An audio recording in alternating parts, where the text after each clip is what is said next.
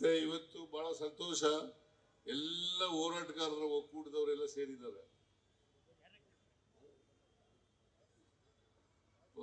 ಪ್ರವೀಣ್ ಶೆಟ್ಟಿ, ಶಿವರಾಮೇಗೌಡ, ಮತ್ತೆ ನಮ್ಮ ಗೋವಿಂದು ಬಹಳ ವರ್ಷದಿಂದ ನಾನು ಕನ್ನಡ ಕಾವಲು ಸಮಿತಿ ಅಧ್ಯಕ್ಷನಾಗಿದ್ದೆ.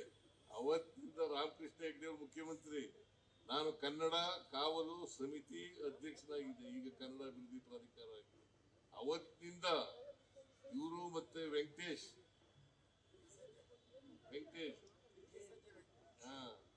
ಈ ಸಂಜಯ್ ವೆಂಕಟೇಶ್ ಅವರಿಬ್ರು ಯಾವಾಗಲೂ ಬರೋರು ನನ್ನ ಹತ್ರ.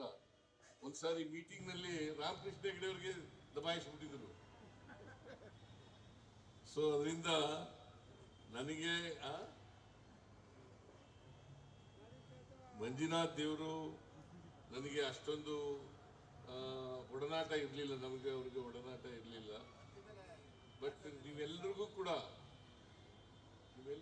ಕನ್ನಡದ ಪರ ಹೋರಾಟ ಮಾಡ್ತಾ ಇದ್ದೀರಿ. ನಿಮ್ಮ ಹೋರಾಟವನ್ನು ಮುಂದುವರಿಸಿ, ನಿಮ್ಮೆಲ್ಲರಿಗೂ ಕೂಡ ಶುಭವಾಗಲಿ ಅಂತಕ್ಕಂಥ ಮಾತುಗಳನ್ನು ಹೇಳಲಿಕ್ಕೆ ಬಯಸ್ತಾ ಇದ್ದೇನೆ.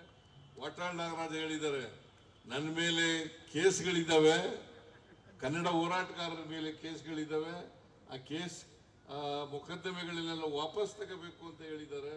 ವಾಪಸ್ ತಗೊಳ್ತೇವೆ ಅಂತಕ್ಕಂಥ ಮಾತುಗಳನ್ನ